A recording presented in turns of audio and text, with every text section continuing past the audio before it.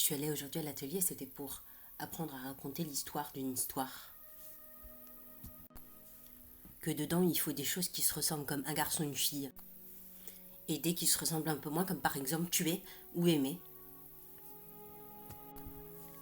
Il faut des frères qui soient des frères ennemis.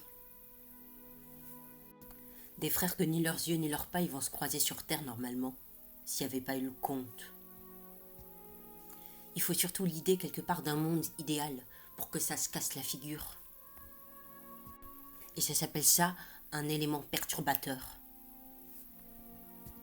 Qu'il faut bien le choisir parce que c'est ce qui perturbe, qui montre comme c'était beau avant et comme ce sera beau après. Ça peut être un élément perturbateur très perturbateur. Comme par exemple un des deux frères qui tue un des deux frères.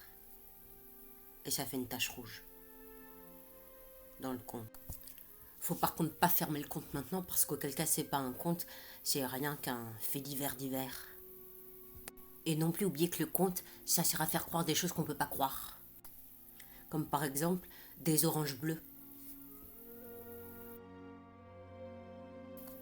Ou le pouvoir magique de voir à l'intérieur du corps des gens l'âme des gens. Ou l'autre pouvoir pas magique, ou l'autre magie sans pouvoir, d'avec deux corps, deux âmes de gens, faire un seul corps, un seul âme, un seul gens, c'est l'amour. Alors l'amour, pas d'un coup, parce que l'amour c'est comme la vie, et comme un conte, ça doit évoluer, sinon on s'ennuie. Ou si c'est dès le début la fin, ça vaut ni le coup de lire, ni le coup de l'écrire. Et on peut pas ouvrir un conte sur déjà 2 bouches, 4 lèvres et un baiser. Il faut être patient comme un lecteur et se réjouir de longtemps un dos tourné. Et les contes aussi, c'est non plus pas que Cendrillon. Pour que ce soit un conte, les méchants doivent être méchants complètement et l'âme des gentils gentille complètement.